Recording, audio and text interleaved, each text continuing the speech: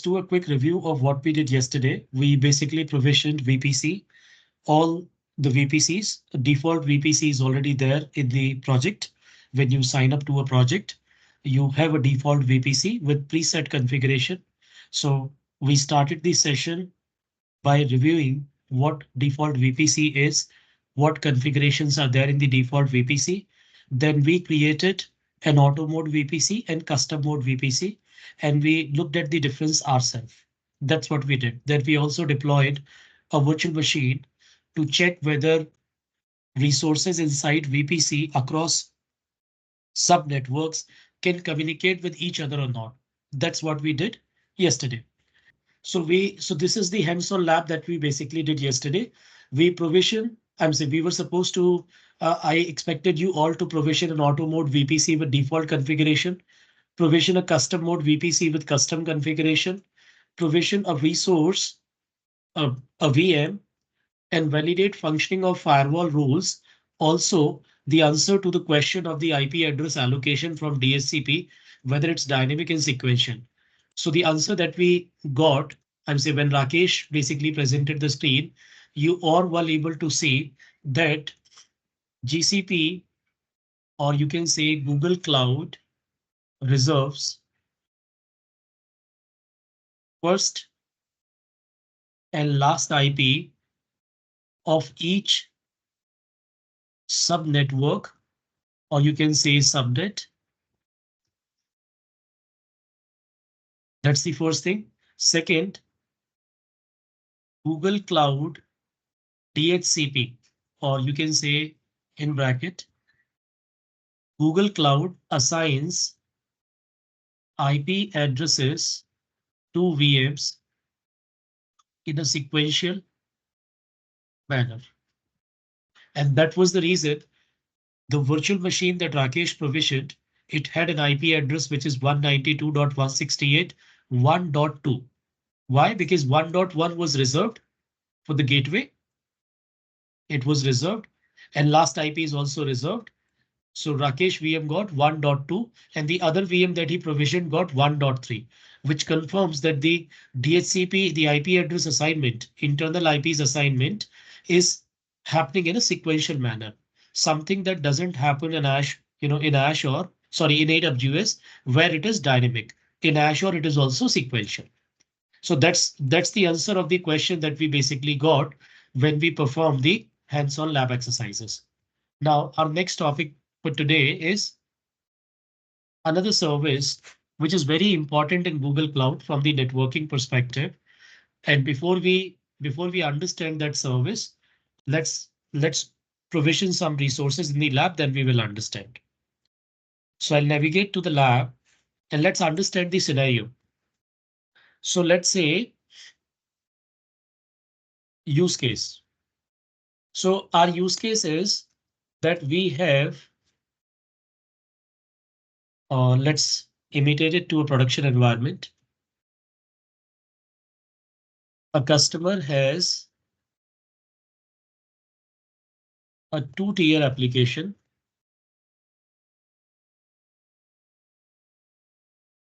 comprising of web services, which is your front end, and backend services, backend, which is your App+DB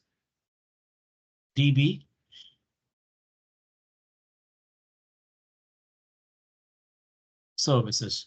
So a customer has a two-tier application. That application comprises of two tiers, which is web tier and backend tier.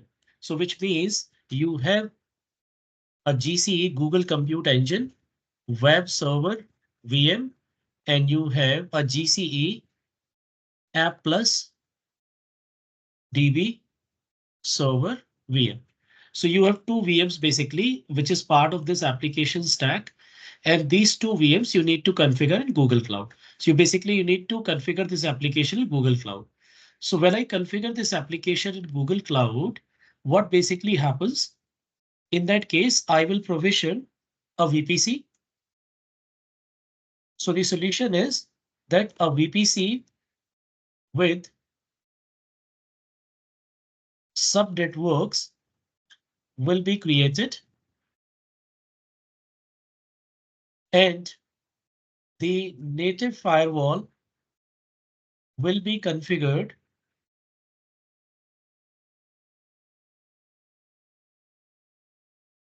to whitelist traffic on TCP/IP ports, and those ports are on what port web server listens?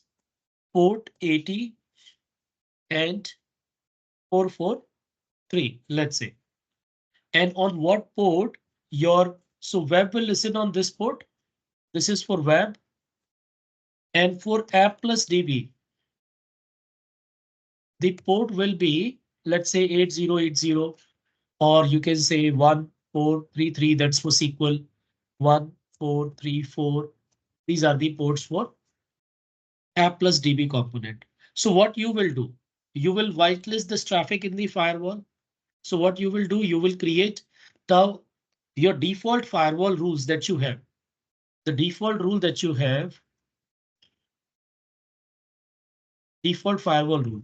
What it is doing, it is allowing traffic on, it is configured to allow traffic from internet, ingress from any source, which is internet. It is configured to allow traffic for internet on TCP/IP port 3389, which is for RDP, or you can say on RDP as ICMP and ICMP ports. That is what is configured. Default firewall rule plus additionally, it allows all internal traffic within VPC. Are you with me, guys, on this problem statement and scenario?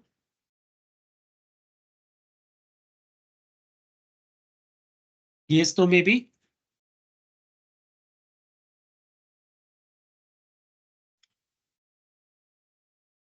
Am I audible, guys?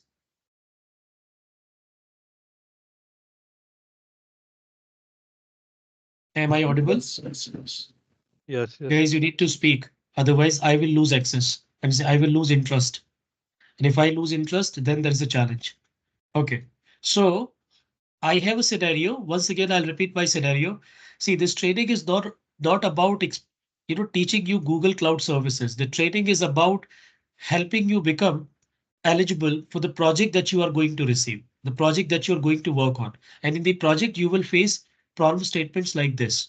They will not directly ask you to provision a firewall, configure a firewall rule, or provision a VPC. It's already there. Customer has already migrated the environment in Google Cloud. It is up and running, and your job is to support that environment. So you will be supporting the operations, which includes troubleshooting, which includes working on service request. And here's the service request. So the customer has two-tier application comprising of web and backend, front end and backend, and it is configured in a VPC, which is allowing traffic on port 80 and 443, 8080, 1433, 1434. The default firewall rule that you have with this VPC, it is configured to allow traffic on port RDP, SSH, ICMP, that you have seen yesterday, plus internal traffic within the VPC. Those were the four rules in the firewall. Now, what we will do to enable this communication, you will create a custom rule. So custom firewall rules will be created to allow traffic from traffic which is needed for application tiers. Custom firewall rules will be created to allow the traffic. Now, the challenge with this approach is if I create a firewall rule, the firewall rule will apply to both the instances because the firewall sits at the VPC layer and firewall and all these subnetworks which are part of that VPC will inherit that firewall rule. They will follow the firewall rule. So if I create a firewall rule, let's say I create a firewall rule for this behavior. So I create a firewall rule and I say, and the rule will allow ingress from internet to port 80 and 443. Ingress from internet on port from allow ingress from internet to port 880 and 443. Then we'll create another firewall rule which will allow ingress. Now the question is, tell me one thing. Do you actually need ingress traffic from internet on your App+DB services on this VM? Do we need incoming traffic from internet on Not these required. VMs? Not required, only Not from required. yeah, web server it is required. Web server itself, right? The traffic will come from the web server. So what you will do, you will say allow ingress from internet. So I will say allow ingress from web services to App+DB tier, or you can say whatever is your VM, App+DB VM, allow ingress from web services to App+DB VM on port 80801433 and 1434. That's what we will configure. So we will basically configure two firewall rules here, these two rules to allow the traffic. However, there is a challenge. The challenge is this rule. This rule has a challenge. The challenge is that this rule will also allow traffic on port 80 and 443 to your app and DB tier also. Because in the destination, you don't select. By default, destination is VMs in your, you always select the source, not the destination. Destination is by default your VMs which are part of that VPC or which are part of all these subnetworks. So when you specifically say that allow ingress from web services, you basically select the source. So this is your source. Web services and internet is your source. But destination is by default all the VMs in the VPC. So what is happening in this approach? Your App+DB tier VM will only accept traffic from web services on port 8443, 1433 and 1434. However, at the same time, this virtual machine will also accept traffic from internet on port 80 and 443. Which means if that VM has web services deployed on it, it will be exposed to the internet. Or even if it doesn't have web services deployed, it is still exposed to internet. So that is the scenario, that is the challenge that we get in the Google Cloud with a common firewall. However, this is resolved in AWS because you have security group front-ending each VM. This is also resolved in Azure because you have NSGs applied at the VM instance, VM NIC level, as well as at the subnet level. So this is possible, and there you have application security group. So with the help of application security group, you can identify which traffic is allowed to which VM. But here in GCP, the challenge is that GCP doesn't have those capabilities.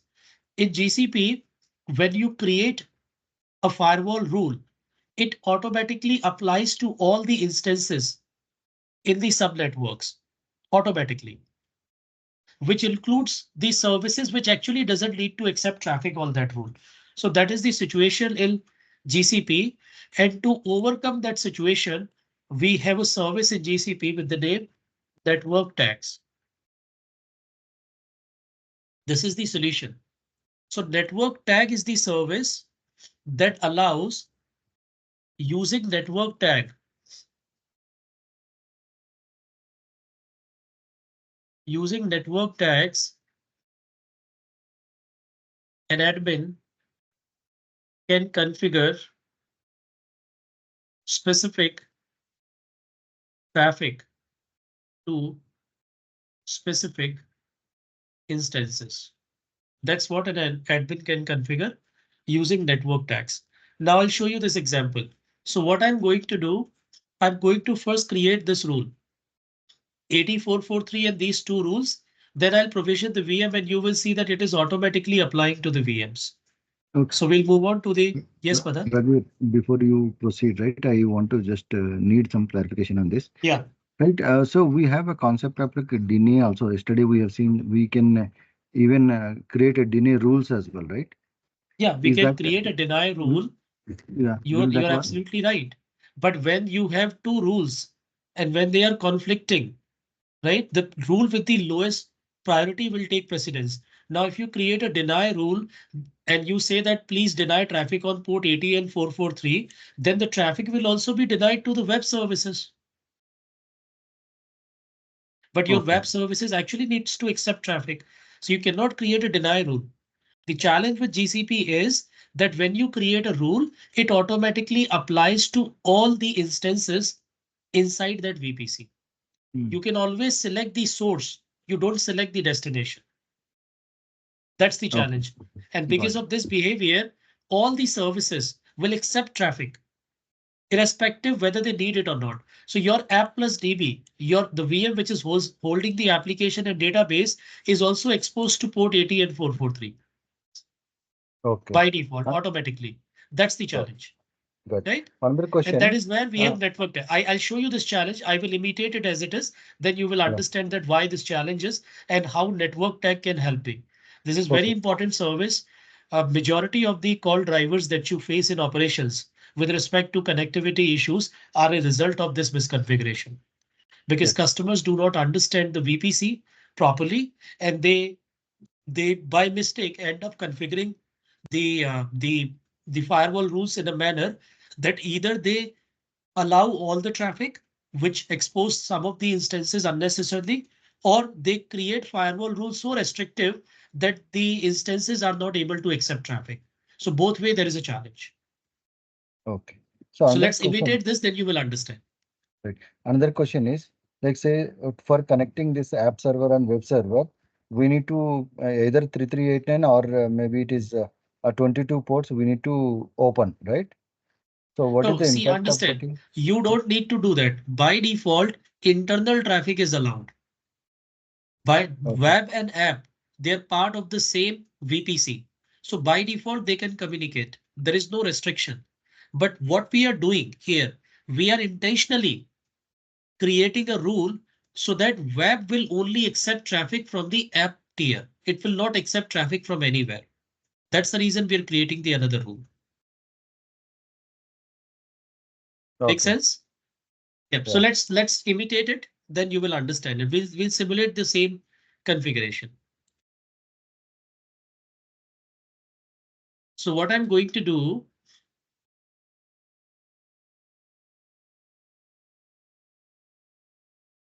I'll navigate to the VPC that we have.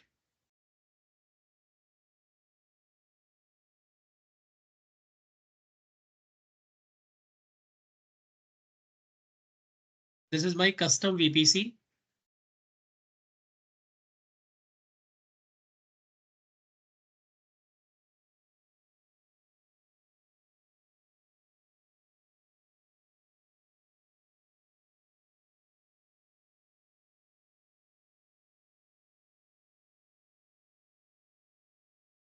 I'll just delete one rule which I created yesterday.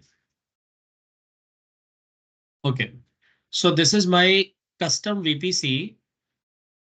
If I go to my custom VPC,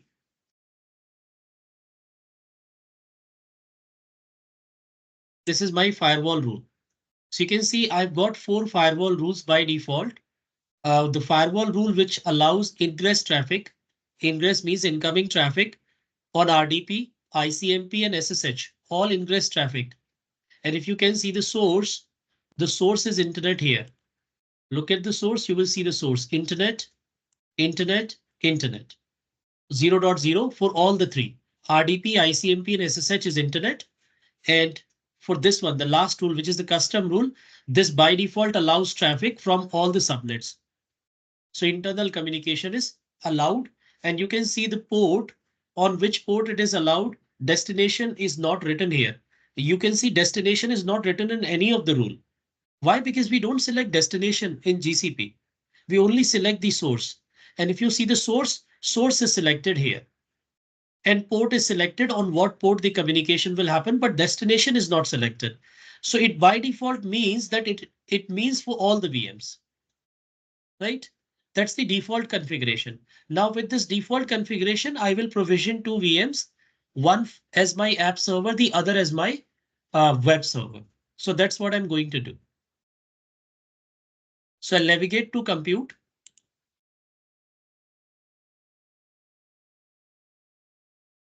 I've got two VMs from yesterday. I'll just delete them.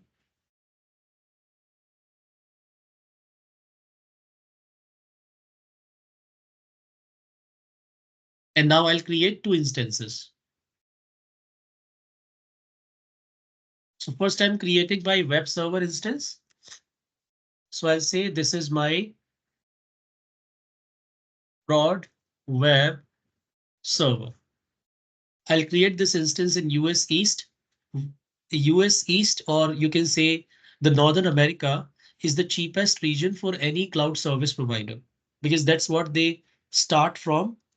That's where they built their first data center, the biggest data center, and cost of services are cheaper in US as compared to other regions. So I'll go with US East just to contain the cost. I'll go with this virtual machine, 1 CPU core, 4 GB RAM. Then I'll move on to the boot disk. I'll provision two VMs with Windows operating system. Windows 2016 I will use. Windows 2016 data center.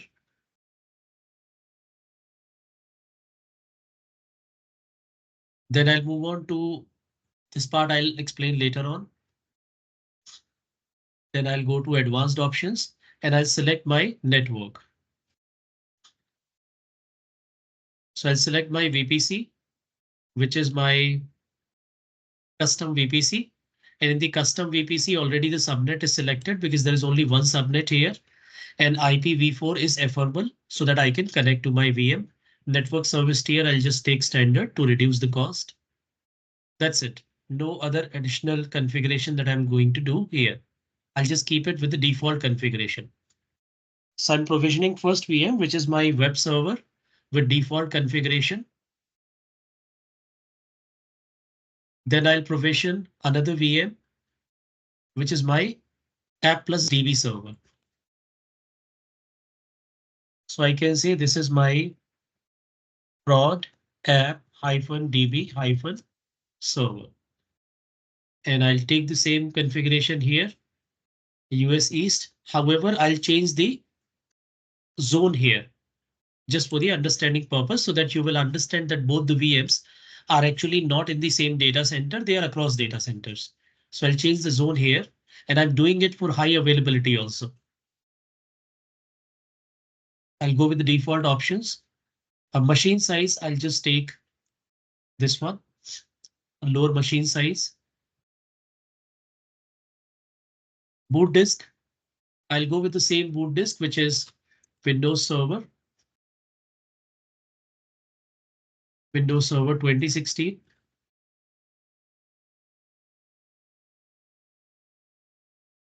Rest of the information, I'll keep it same. I'll just go to networking. There I'll select the network, which is my custom VPC. And rest of the information is as it is. So I'll create this VM also. So I've created two virtual machines. One is my web server, the other is my app server. On the web server, I will quickly deploy web services and I'll deploy a sample HTML page so that we can do end-to-end testing of this scenario. So this is my web server. We'll wait for the server to come up. Now that I've got the server, I'll need the password of it also. So this is how you create the password. Username is support. You'll click on set. It will create a password. Once you join your server to your domain, then you don't need this password. Then the domain credentials will be used. So I'll make a note of this password.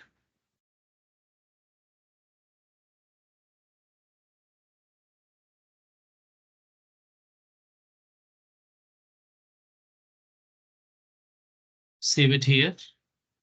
And I'll say this is my web server password. Then I'll take a remote of it. For remote, I can download its RDP file on my system.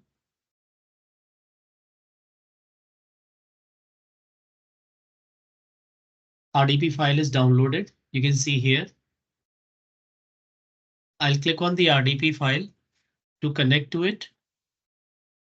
Since I have traffic enabled from internet on port 3389, I should be able to connect to this VM. If I'm not able to connect to this VM, then probably the VM is not ready yet because you're provisioning a server. The server takes at least 3 to 5 minutes to be ready for communication. So it is not connecting right now. There are other ways to check in Google. So the first thing that you need to check here is whether this server is accepting traffic on port 3389 or not. So how do we check it? We can go down here and we can see its firewall rule.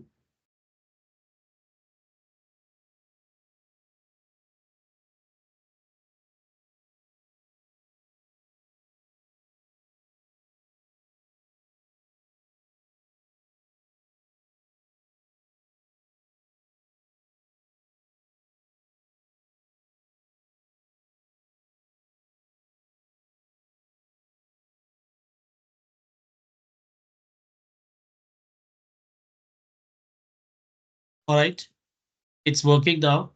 So you just need to give it time. You need to be a bit patient here. I'll type the password, connect to the server. So I'm connecting to the server now.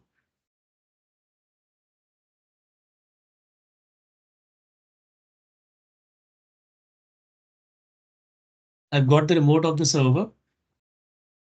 You can see here.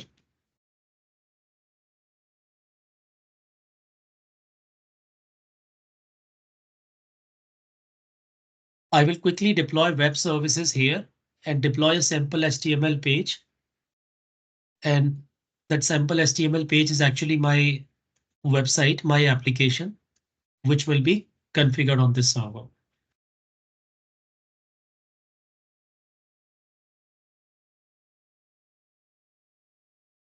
So by default in server operating systems, Internet Explorer enhanced security configurations is enabled that blocks all the websites that you try to browse. So to be on safer side, what admins do when they log in, they disable that configuration so that it doesn't bother them for configuring the applications.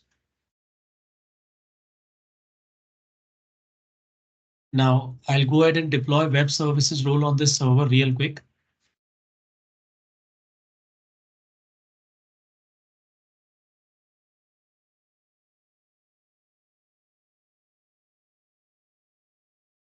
So I'll click on manage, add rules and features. This is how you promote a server to a web server. You will select web services role, web server IS role, add feature. Next, next, next. Don't just go with the default settings. This will deploy IS role on the server. I have a sample website also, which I use in my training. So I will just go and copy the website code also.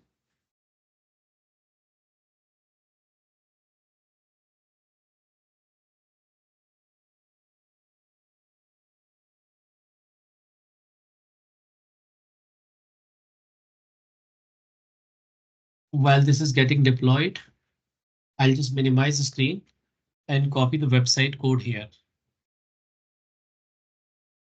It's copied and wait for it to finish.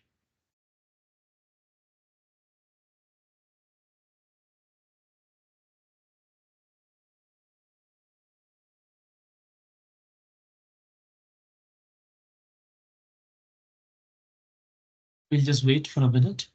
Doesn't take more than a minute.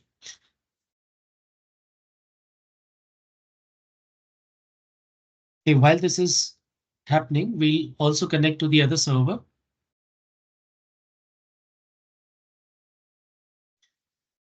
The DB server. We'll click on, first we'll set the password of it, set Windows password. The username by default is support in Google Cloud. and it is admin by default in GCP. Sorry, in AWS. And in Azure, you yourself provision the username and password. So you can pick up any username that you wish. So this is the password for my App+DB. So I'll go back to the VM. The installation completed. I'll click on close. Close this. Now, when you promote a server to a web server, what basically happens, you will see that it adds a folder in the C drive with the name inetpub. This is the folder which just got created. You can see here the time 12:14 afternoon is the time in the system, and you can see 12:14. So inside this folder, whenever you are hosting an application on a Windows server, you always put the home page of your application or website in www root folder. This is the place. So you already have a page here. You already have an index file, and this is the default page of web services. So if you go to Internet Explorer,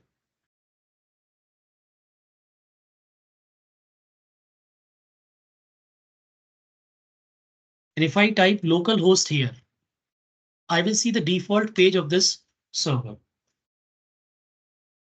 Sorry, localhost.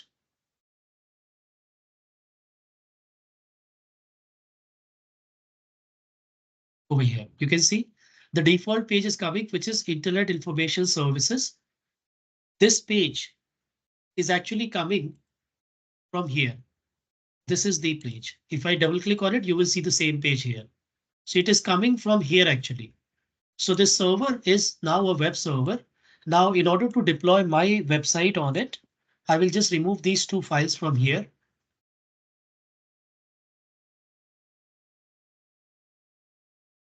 And I'll move my file, my HTML page here.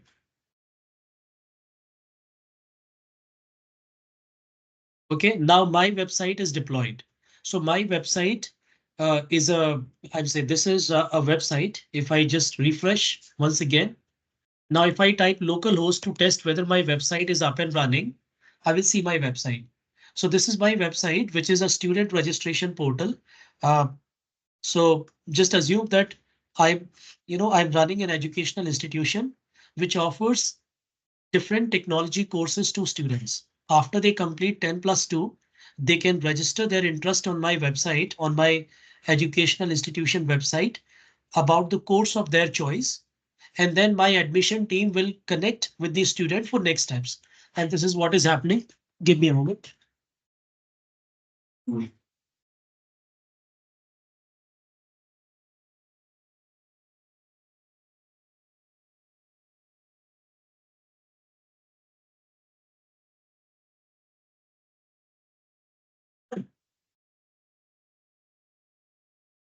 So what is happening? So just imagine this is a production website. So what is happening? The student will come on this website. They will type their first name, middle name, last name. They'll select a course of their choice. These are the courses that that we are offering. So imagine that Nextern is an educational institution, and Nextern is actually offering these courses. So customers will basically browse this website, select a course of their choice, provide their phone number, current address, email address, and create a registration.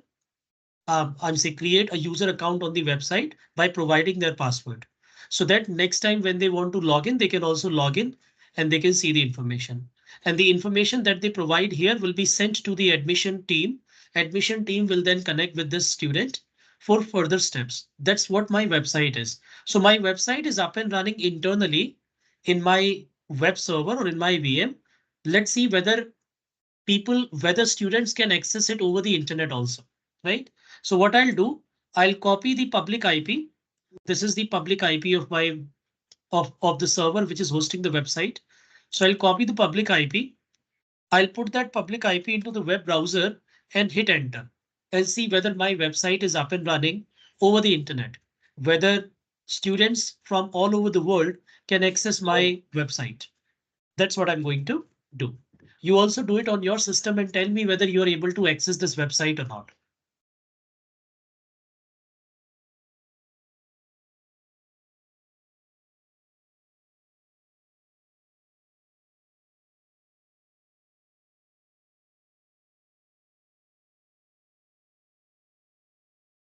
Are you able to access the website?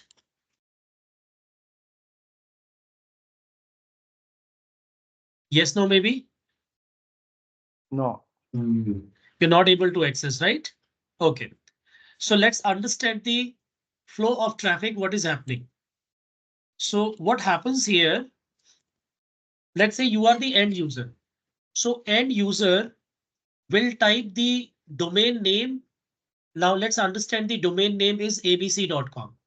And abc.com is configured to resolve with this public IP, which my website is using, or the public IP of my web server.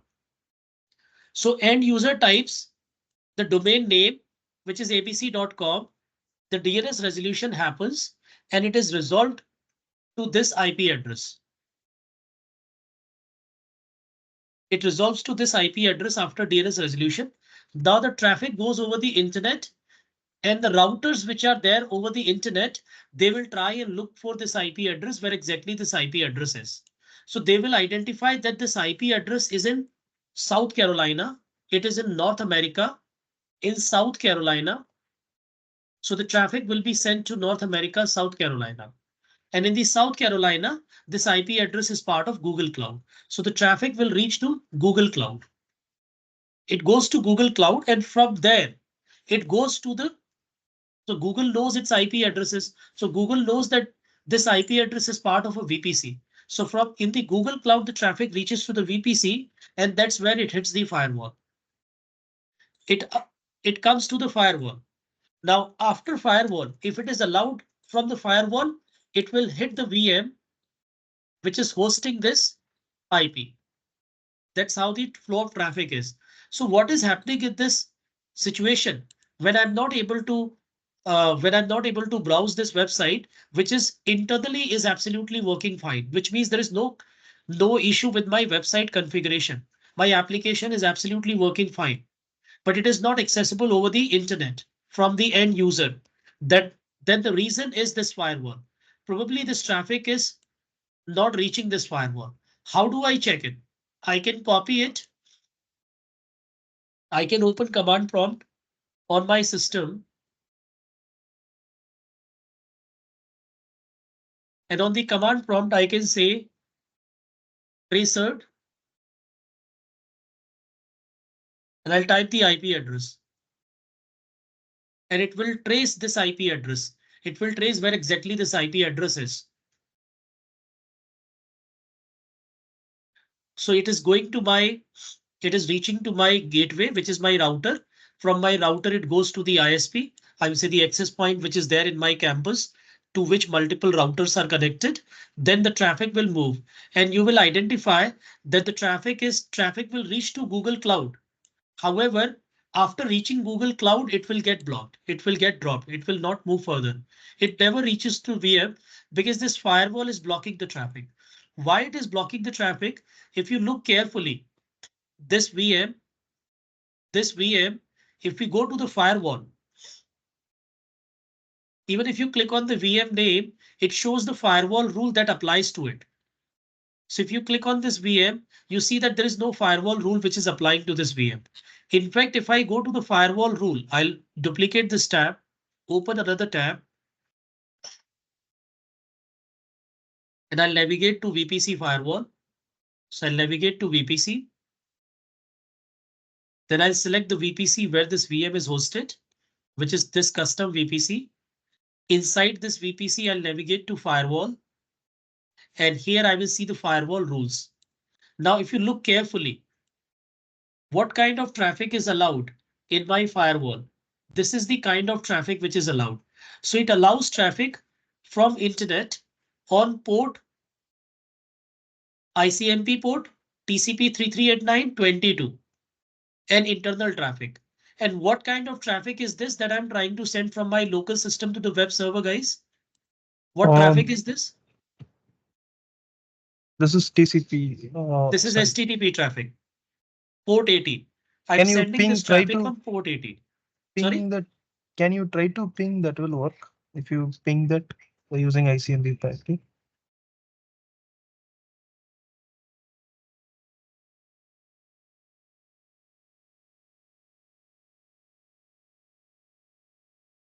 If I ping, it will not work because this IP address is not directly accessible. This is an ephemeral IP. So what Google Gateway is doing, it is basically performing the network address translation. So you cannot directly reach to this IP. So if I ping this IP, you can say it will not work like this.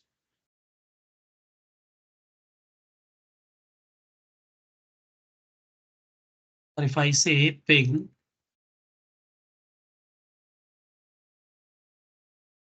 I think it's working.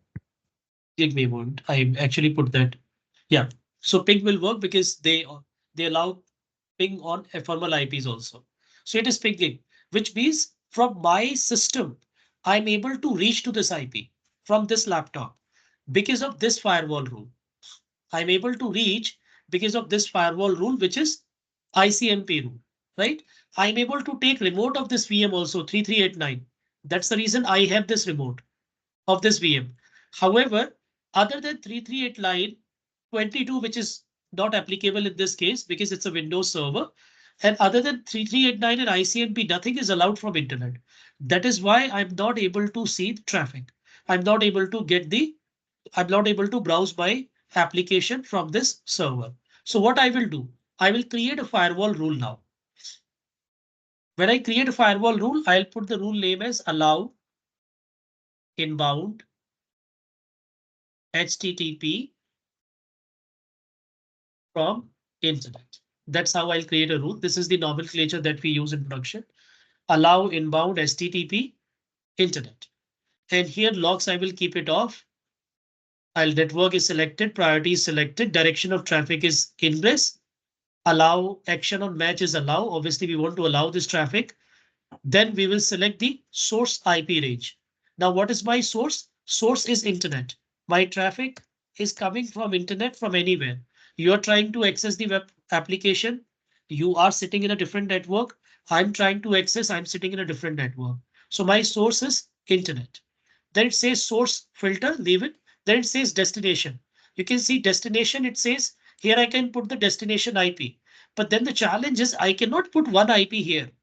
And I cannot put the range also. If I put the private IP range here, then it will not work because private IP doesn't understand. And if I put one IP here, then it will only work for that IP. So does that mean if I have 1,000 web servers, I will create 1,000 rules? No. That is the reason we never select destination in Google. So we'll just keep it like this, destination, and then we'll say specific port that we want to allow. It says port and protocol allow all or specific. I'll say TCP and here I'll type port 80. So I'll type port 80 because I only want to allow traffic from internet on port 80. That's what I'm trying to do. So I'll create this rule. In the target, I'll say all instances in the network. See, by default, it goes to all instances in the network, as I said. So by default, it will go to all instances in the network target. And then I'll create this rule. Now the rule is getting created. Once this rule gets created, we'll just validate whether the rule is created. The rule is created now. You can see it is here. Let's read this rule once again. It says this rule, this one on the top. It says that this rule applies to all targets, all instances. Priority is this, source is internet, and it allows traffic on port 80. An action is allowed, which is similar to other rules that you see here. All other rules are configured in the same manner, you can see. All the rules are configured in the same manner, apply to all, apply to all. Because by default, rules apply traffic to all the instances in the network. So now that this rule is in place, if I refresh this page, I should be getting access. I should be getting, I should be able to browse the application which is hosted on the server. So I refresh it, I'm able to access. You all can try on your system. You will now be able to access this website on your respective systems. And this is hosted on my web server in Google Cloud, which is in US and we are in India. So the traffic is over the internet. Is it accessible?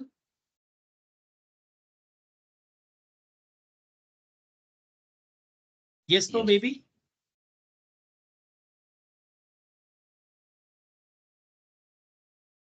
Guys, are you able to access this website? Yes, it is accessible. Yeah. It is accessible, right? Now tell me one thing. The other server that I have, give me a moment.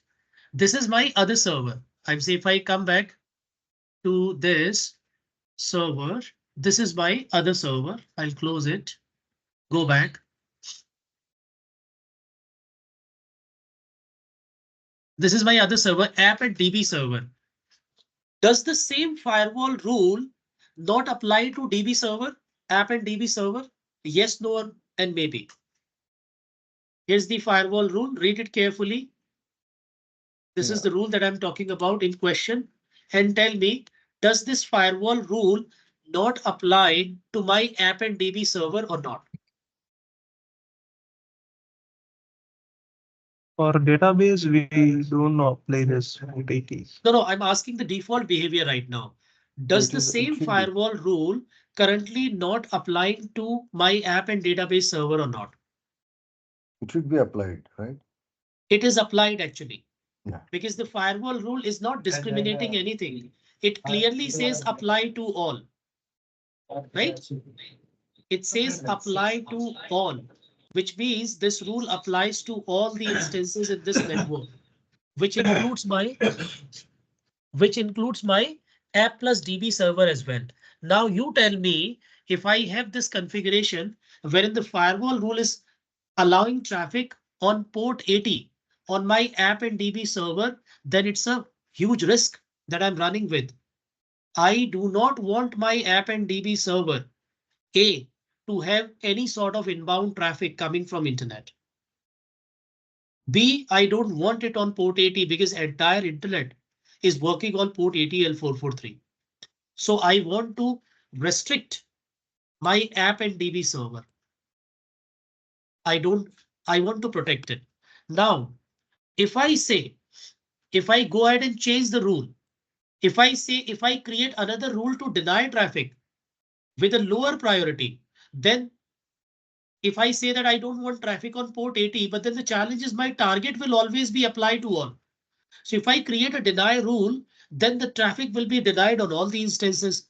But then the challenge is I need traffic on my web services. I actually need that traffic on port 80 and 443 on my web server. So that is what the problem statement was. Now I'll go back to the problem statement. This was the problem statement that I have two servers. One is my web server, the other is App+database server, or let's say there are three servers, three-tier application. You have web server, app server, database server.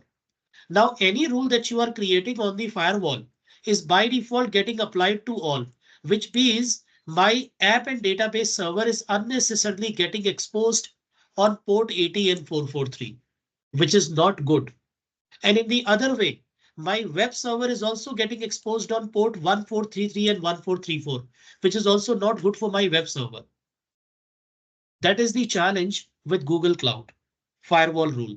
Why? Because this rule sits at the top and it doesn't discriminate in the VMs. It is common for everyone, which is not the case with Azure and AWS.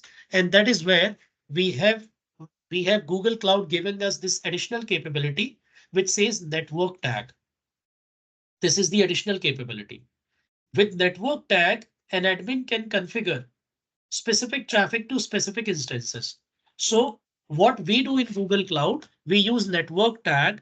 With the help of network tag, we can assign traffic. So instead of selecting apply to all, we will select a network tag and we will apply that rule to specific instances. Now I'll show you the network tag concept. So you create a network tag and then you apply that tag. So what I'll do for my web server, for web server, I'll create a network tag with the name web server. And for my App+DB server,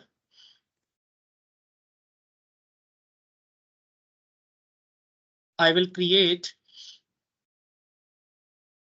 a network tag with the name App.DB. This is what I'm going to do. So let's move on. So this is how we create network tag. Since these VMs are already provisioned, we can click on these VMs. Click on edit. And we'll scroll it down. We'll go to networking.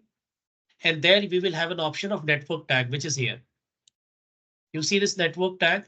So we'll type a network tag here. This is my web server. I'll say my network tag is web server. Whatever name you want to give, you can give it a name web server. So since this is my web server, I'm selecting this is my database server I've selected by mistake. So I'll navigate to my web server.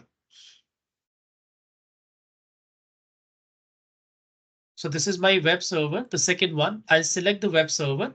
Then I will click on its name. Now I'll click on edit. Now I'll navigate to the networking. And here I'll select a network tag and I'll say web server. This is the network tag that I'm creating. Remember, network tag is case sensitive.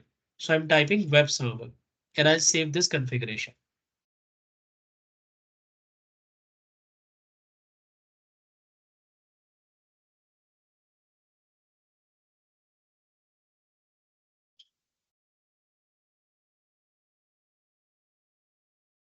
And you don't need to create a separate tag for each instance. You can create a common tag and then you can apply that tag to all the instances. So I've created the tag and you can see now it has a tag with the name web server. Similarly, my database server, I'll navigate to that server.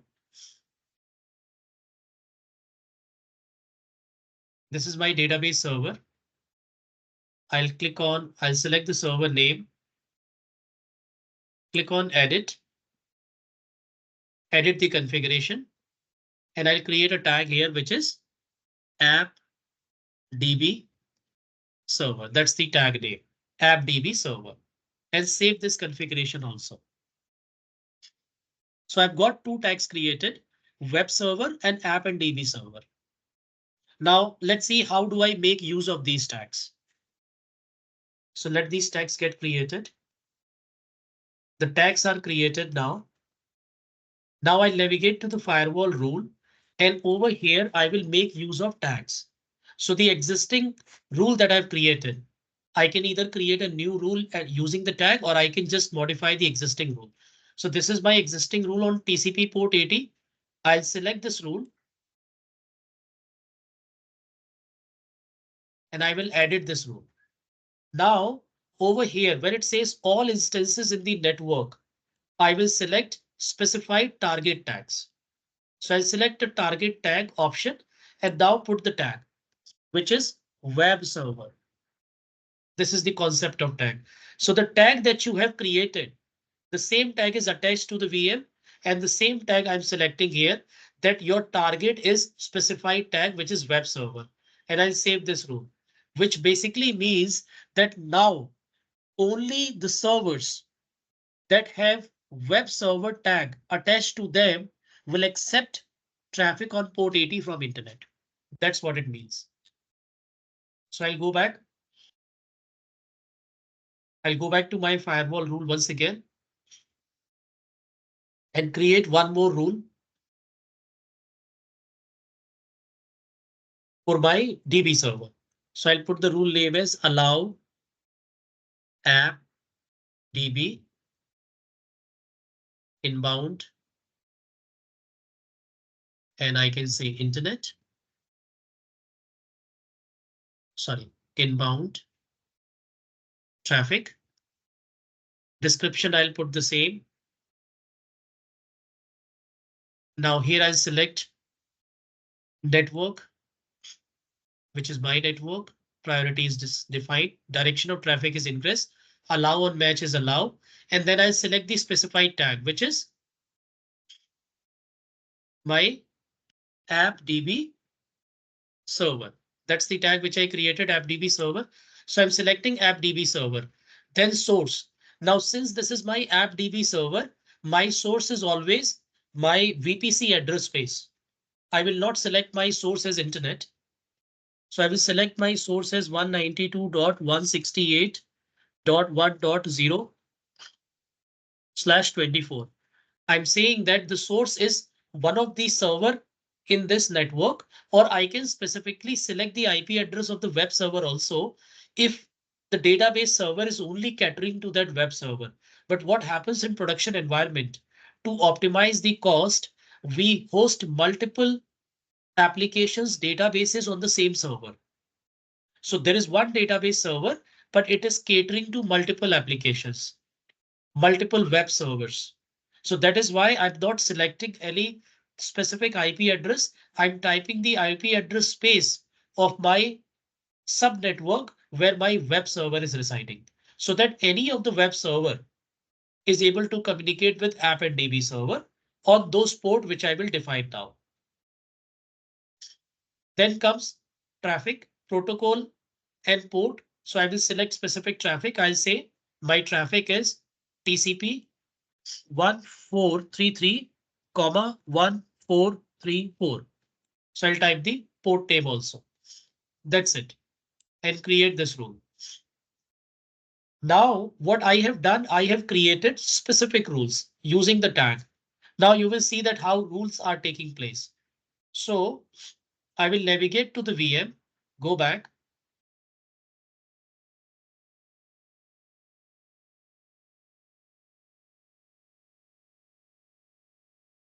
Refresh the screen.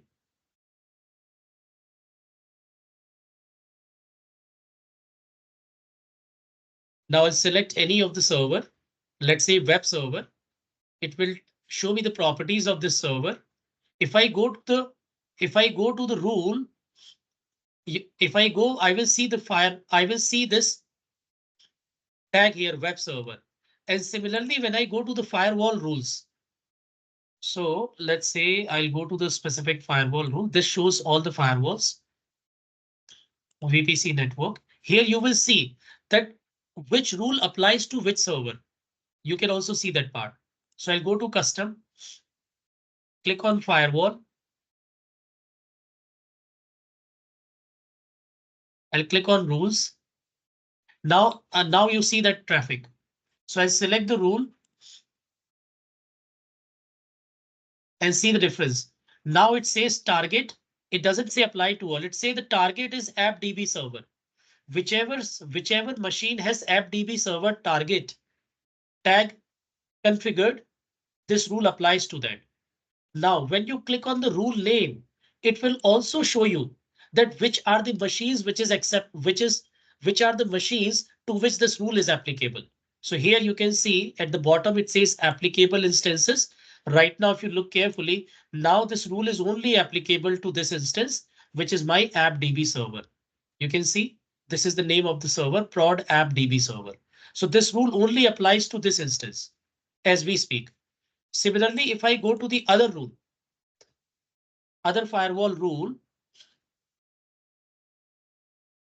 which is here, this rule. Let's look at the port 80 rule now.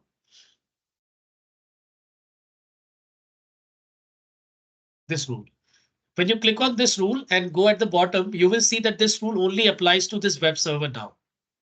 Prod web server. So with the help of network tag, you are able to apply specific traffic restriction, either allow or deny on specific set of servers instead of creating a blanket rule that applies to all, which is the default behavior. That's the concept of network tags in Google Cloud, which is very important.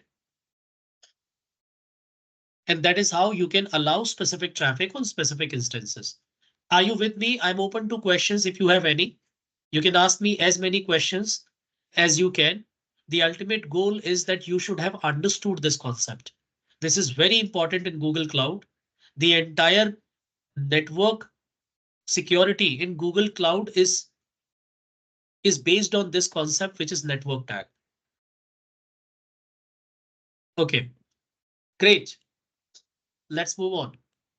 See, I would say Now what I will do, there is one rule which I unnecessarily created. I can remove that rule. This is the rule which got created. This is the rule which I created, which allows traffic. Not this one. So I'll go back to the same rule. In fact, if you want to see, I will see the applicability of it on the App+DB server. You also deploy web services, deploy the same application, and you will see that it will accept traffic. It will be able to show you the application, which should not happen. And after that, you create these tags and attach these tags to the server and then try and access the application. You will not be able to do that because now network tags are acting as a firewall or a virtual firewall that will only allow specific traffic to your instances. Yes, Mahindra, do you have any question? No. Okay. So I'll go back to my my firewall rule.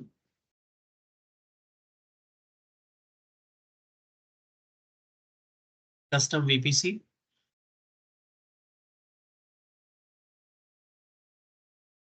Firewalls. So you can see these are the default rules and these are two traffic rules that I've created.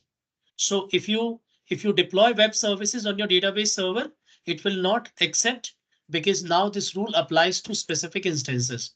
Port 80 rule only applies to a service or a machine which is tagged as web server.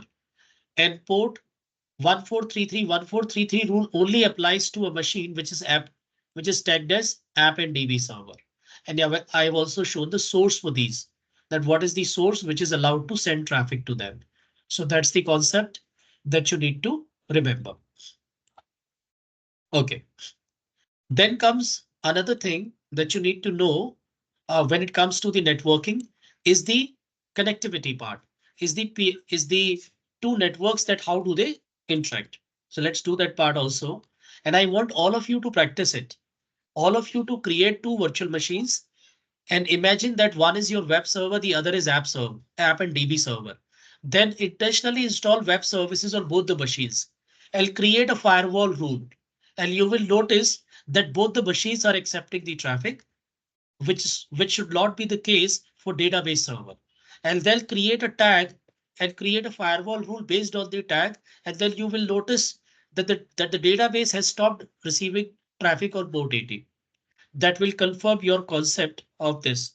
This is the most common question that even I ask in the interviews to check the conceptual knowledge of a candidate on VPC concept.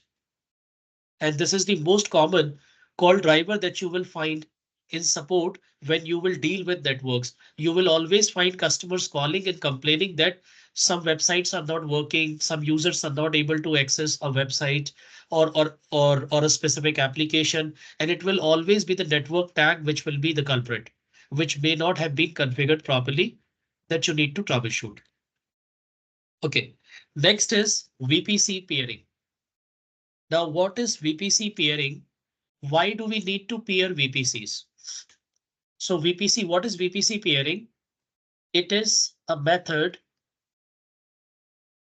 that allows two VPCs to communicate with each other. By default, VPCs, or you can say resources inside VPC do not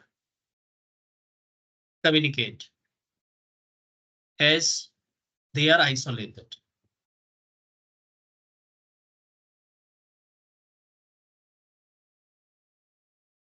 So by default, they do not communicate because they are isolated in nature. And if you need communication between two resources inside a VPC, you need to enable the peering. Now, how do you test this behavior? You can quickly test this behavior. So the other thing that you need to remember, guys, or that you need to learn at career is that when it comes to technology, do not go by what others are saying. Do not believe in what you read. Try and do it yourself. and then believe that it is possible. So if I say that two VPCs do not communicate, don't just believe me. Go ahead and create two VPCs and one virtual machine in each VPC, and then try to ping the virtual machine on private IP. You will notice that they are not pinging. Try to send some data from one virtual machine to another. You will notice that it is not happening. And that's where you will realize that yes, VPCs do not communicate, they are isolated. And then go ahead and create a peering connection between the VPCs and then do the same thing. Try and ping, and you will see that they are now pinging. That will clarify the concept of peering, which is same everywhere, which is the same concept in Azure, AWS, and other clouds also. Peering. So which is very important that you need to be aware of. Now, how do you peer? What I can do, I can quickly create another VPC and show you the peering part. This is all that you need to practice. What I have covered in the lab today, you need to practice that. I am working on resolving this lab issue. Probably you all will have access. Whosoever doesn't have their own account will be provided access to an account, so that from next week onward, you all will be able to do hands-on lab along with me in the session itself. But for these labs, just refer to the session recording and practice it over the weekend. This lab issue should be sorted by tomorrow or day after at any cost.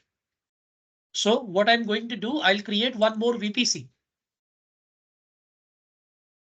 So I'll go to VPC network, create a VPC network, and I'll say this is my secondary VPC network. Description is optional. You can put something or leave it as it is. Then I'll say this is my custom VPC. I'll add one subnet here only. So I'll say this is my US West subnet. Description. Region I'll choose US West. US West 1. And IP stack 192.168.1.0/24. Guys, can I take this IP range? 192.168.1.0/24 for this VPC. Yeah, we can take, right? OK, we can take this range, which is absolutely right. But then the challenge is I'm going to pair this VPC with another VPC, which is already using this range. It will result in IP conflict and the peering will not work because the resources in both the VPCs will have the same IP. So there will be DNS conflict. And that was the thumb rule that I explained yesterday. VPC's address space. Sorry, here you don't have VPC address space. The network address space must not conflict or coincide for connectivity to work, whether it's VPN, whether it is peering or anything. So I cannot use it. I would rather say instead of 1.0, I would say 10.0 because I'm not using 10.0 in the other VPC. So I'll say 10.0. Okay, Then so private, in case one question, in case if we are having a different regions, right? Will that be possible? Still, you have the same conflict. Same concept. It's networking concept. It has nothing to do with regions. Regions, okay. Yeah, Understood. it's the simple concept that when two networks communicate, they should not have same address space. That's it. Irrespective of the region, whether they are in the same region, whether they are across region, whether they are part of the same Google Cloud project or across Google Cloud project, whether they belong to the same customer or two different customers. Everything is secondary. The primary requirement is that two network must not have an overlapping address space if you want them to connect, if you want them to talk or communicate. Make sense? Yeah. So in case if I mean, just I got confused one thing. The two projects, right? Assume that I have a project 1 and project 2. When I am pairing between these two projects, if I have the same range, still there is a problem, right? Still there is a problem. We should not have that conflict of ranges. IP. Yeah, absolutely. Yeah. That's the reason I'm saying that everything else is secondary. The primary requirement for connectivity is that the two network should not have overlapping address space. That's it. Whether they are part of the same VPC, whether they are part of the same project or across project, whether they belong to the same customer or different customer. It's all secondary. Their IP address space must not overlap. That's the fundamental networking requirement. And I've told you the reason also, that if their IP address space will overlap, they will have machines with the same IP address both sides, right? And when the machines have same IP address, how the DNS resolution will happen? So then they won't be able to communicate.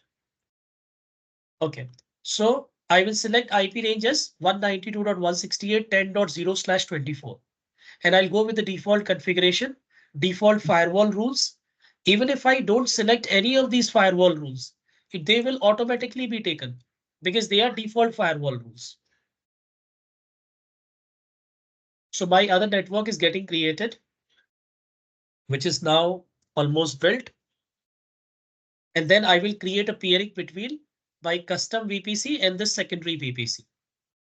Okay, it's built. It's configured. Now I'll go to, so VPC peering is available as part of VPC dashboard itself. This is how you create peering. It is common everywhere in all the clouds. You will click on create connection. It says you will need the following information. The project ID if you're connecting to a VPC network in another project, the name of the VPC network you want to peer with. That's it. So if the other VPC resides in a different project, you just need the project ID of it.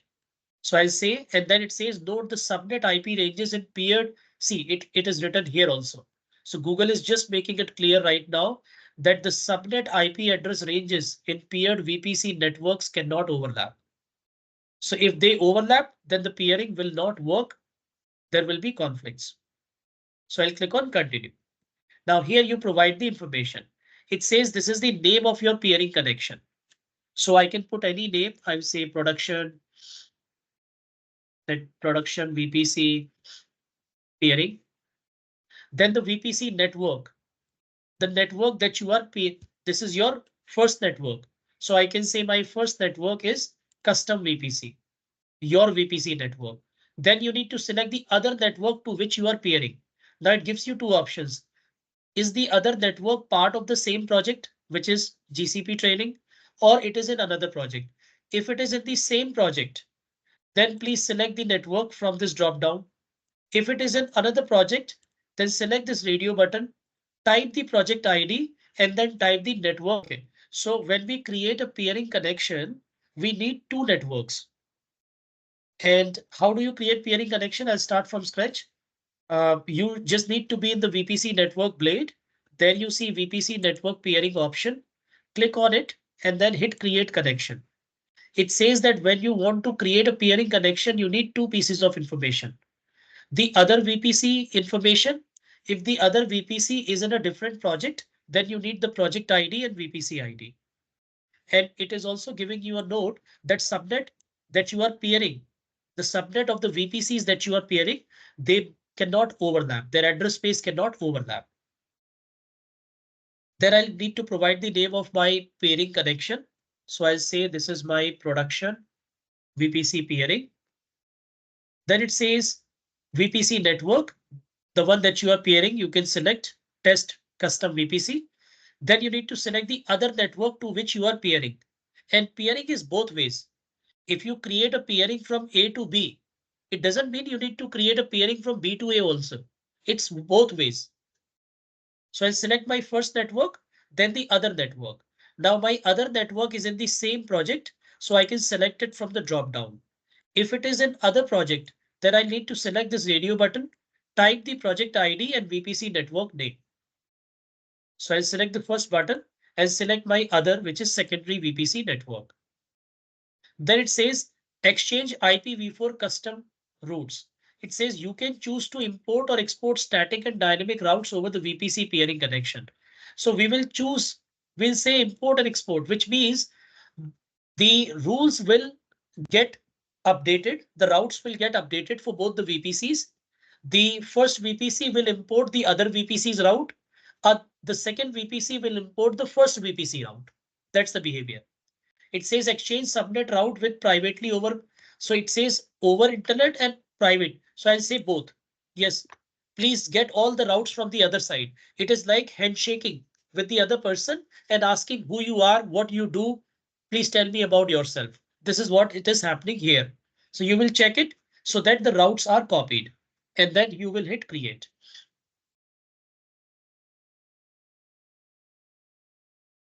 When you create, you will see the peering connection. The status is inactive. Within a couple of minutes, it will become active. That's what you need to do. This is how we do the peering. Now, if you want to test the connectivity, all you need to do, just provision another VM, one more VM here in this network, and then test whether you are able to communicate with the VM over a private IP. You will find that you will be able to communicate over a private IP.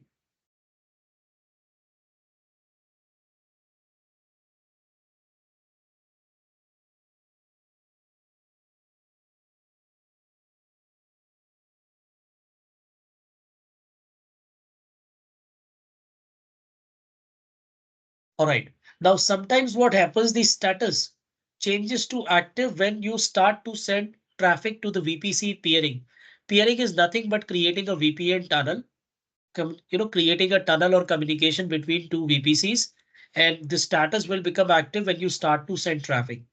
So you can test it by provisioning VMs and do it yourself.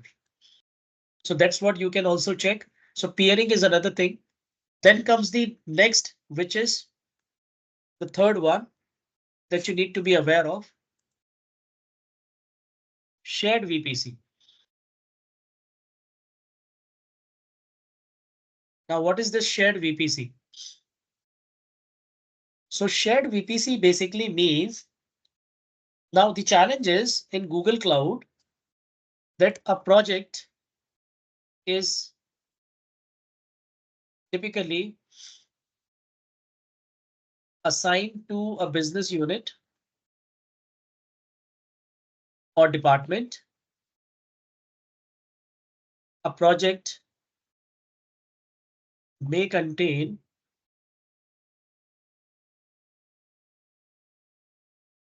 multiple VPCs and a customer may have multiple projects. A project contains multiple VPCs. A customer may have multiple projects. So which means what typically happens in the long run, you will end up having multiple VPCs. When you have multiple VPCs, you have multiple firewall rules to manage. You have multiple VPC peering connections to manage also. So life will become difficult when your business grows, when your infrastructure grows. So what happens in a company where they use centralization, where they want to have a centralized networking team or centralized networking, uh, connectivity, what they do, they basically need a centralized VPC. So shared VPC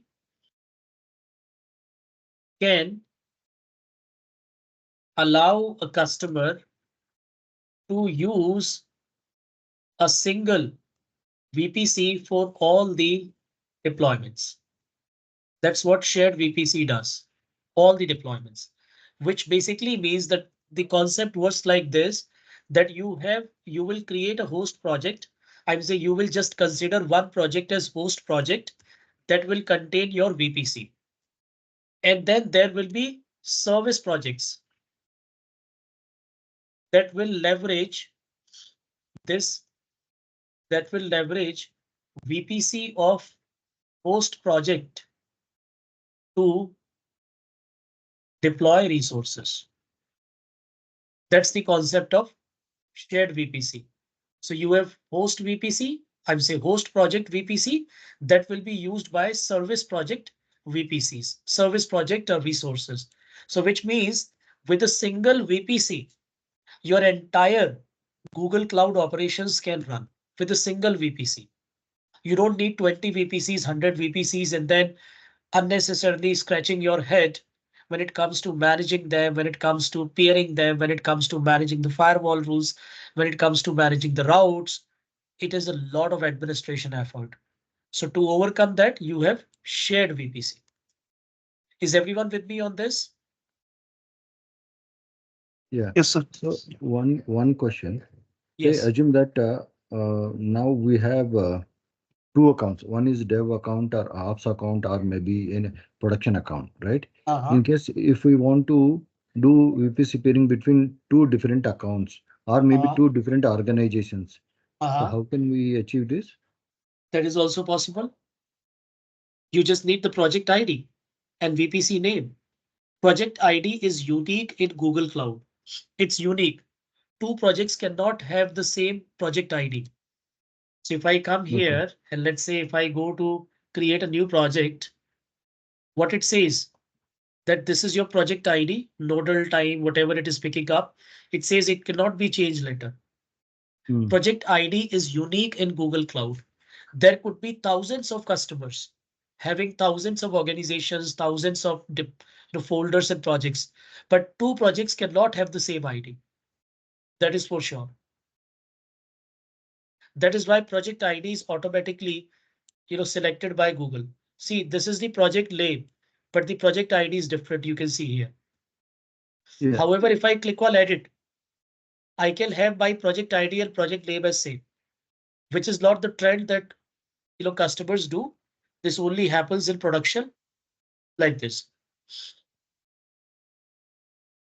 Got it.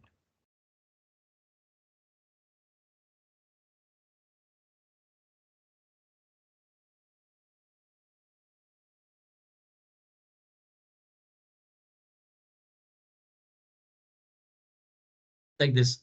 Now my project name and project ID is same.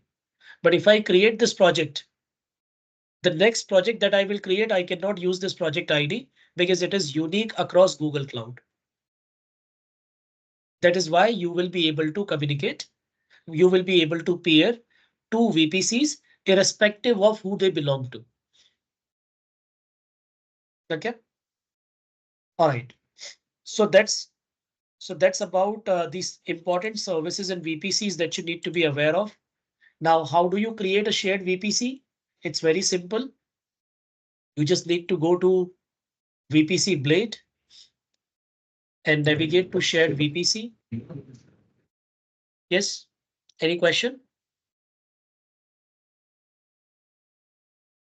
So here you can see shared VPC. It says shared VPC lets you share subnets with other projects. You can then create resources like VM instances on those subnets. So set up a shared VPC. It's a security service also, because with this, it allows you to manage your network from one place. It's like centralizing your networking infrastructure. So it says project ID is this. This is my host project. It says this project will become a host project after you click save and continue. All subnetworks in the host project are shared with all the attached service projects. Principals in the service projects must have appropriate IAM permissions to access and use the shared subnetworks. In the following steps, you can give principals the complete network user role, which includes necessary permissions. So I will click on enable and continue.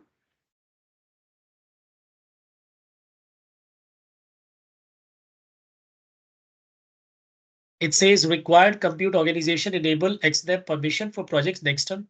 So I need a permission before I do this. This is why it is not enabling. However, this is the process. So I need to get to my admin to get the permission. I don't have admin rights in this project. But this is the process. I'll probably show it to you tomorrow from end to end. How do we create it?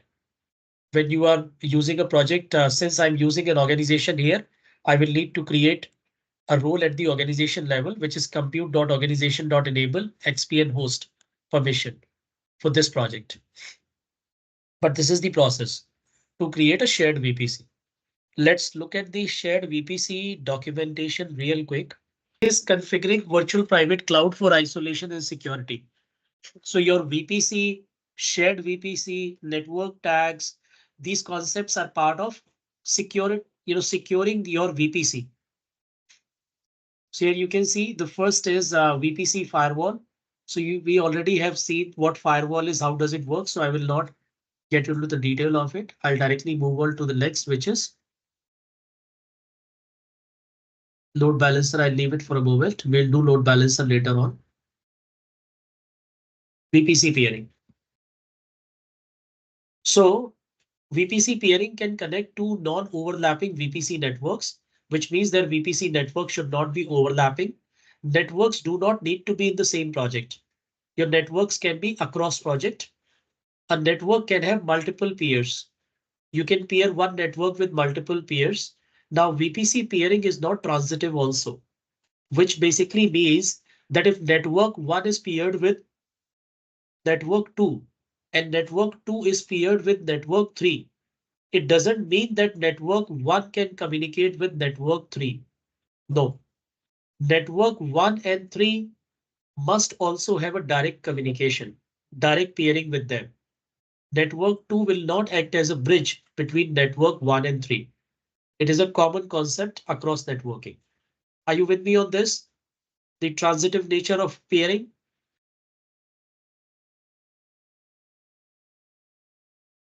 Next.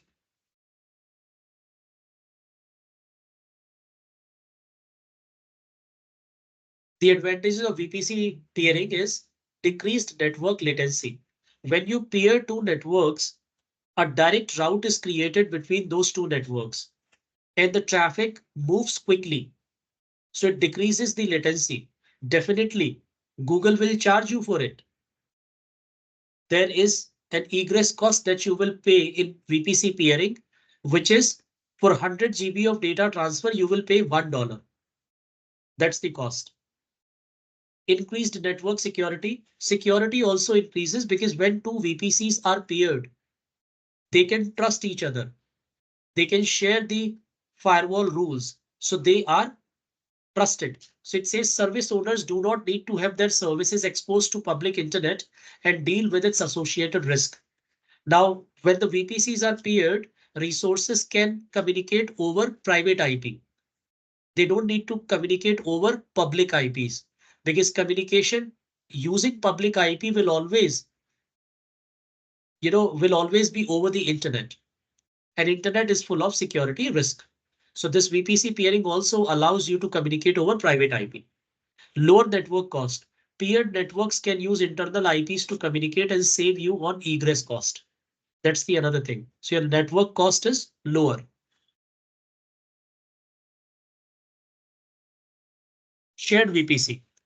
It says make a VPC network shareable across several projects in your organization. So you can create one shared VPC that all the projects in your organization can use. Now the question is, can my shared VPC expand across organization, across multiple organization? No. My shared VPC can only be leveraged by projects, other projects which are part of the same organization, because it is bound to the organization boundaries. For that, we require a host project, attach one or more other service projects to it. So you create a host project. I'm saying whichever project you are creating shared VPC in, that project becomes the host project. Then you select the other project, which will become your service project. And you will also select an IAM role that users will need to have in order to use subnets from a shared VPC. It allows you to implement a security best practice of least privilege of network administration, auditing and access control. Shared VPC admins can delegate network administration tasks to network and security admins in the shared VPC.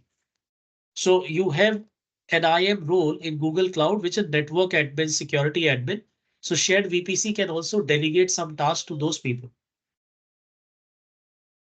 This is how shared VPC work. You can see this is your host project, which contains a network, a VPC, which has two subnets. Now you have another two projects, which is service project 1 and service project 2. Now these instances in the project, they are basically leveraging the subnets from the host project. So when you provision instances, you basically select the subnet, which is not part of the project to which these instances are going to be provisioned in. That is part of a different project.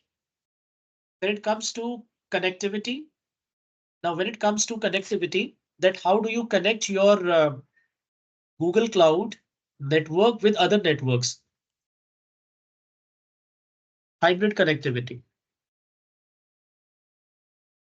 Hybrid connectivity basically means that you have a network in Google Cloud or you have multiple networks in Google Cloud. And say you have multiple VPCs or you're using shared VPC concept, whatever. But then the question is, how do you connect with on-premises network? How do you connect, authenticate, and communicate with on-premise networks? How do you connect, authenticate, and communicate with on-premise network? That's what you need to understand.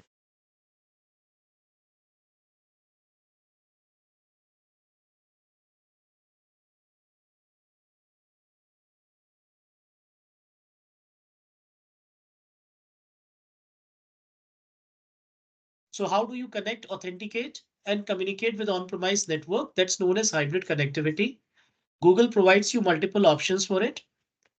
The first option is Cloud VPN. Using Cloud VPN service, you can securely connect your peer network to your virtual private cloud network through an IPsec VPN tunnel. So you can, so if you have an on-premise network or if you have a VPC in other project, in other organization, and you don't want to do peering, then you can also use Cloud VPN. So Cloud VPN works for both, it works for both VPN to VPC to VPC connectivity. So we have Cloud VPN, and using Cloud VPN, you can connect its VPC to VPC communication, VPC to VPC communication, and this is also VPC, GCP VPC to on-premise or any other cloud which is Azure, AWS, OCI, etc. communication. What if you are a multi-cloud organization, you have resources or applications hosted in other cloud also, and now you want them to communicate with your GCP applications. So you can also do this. So this Cloud VPN is common for both. You can do VPC to VPC communication. Two VPCs can be made to communicate. Now, you may have a question in your mind that why do I need Cloud VPN? VPC to VPC connectivity can also possible through peering. I can do the peering. Why would I need VPC to VPC communication? The answer is in peering, it does not encrypt the traffic. Encryption does not happen. However, in VPN, encryption happens. Traffic is encrypted when it travels from source to destination. In case of VPN, in case of peering, encryption does not happen. And some industries like banking, financial institutions, they have a requirement, a mandatory requirement that when traffic travels from source to destination, it must be encrypted in transit. So encryption in transit is not supported by peered VPC. That is why if you need encryption in transit, if you need secure communication, you will always create VPC to VPC communication using Cloud VPN, which is nothing but IPsec VPN tunnel. It's like creating an IPsec VPN tunnel.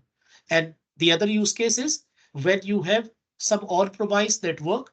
So GCP VPC to on-premise network or any other cloud network, any other cloud network communication. That's the other use case.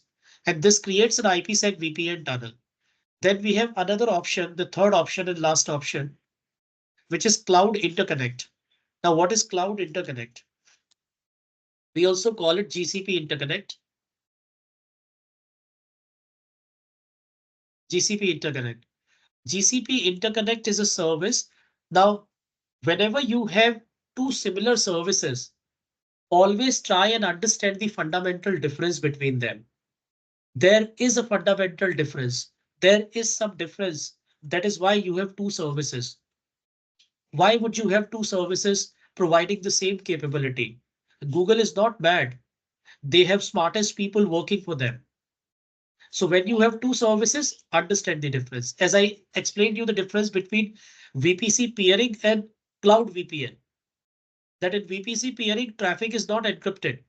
But in case of VPC communication using a cloud VPN, it is encrypted. However, now let's understand the difference between cloud VPN and interconnect. In cloud VPN, there is a restriction. The restriction is the flow of traffic between source to destination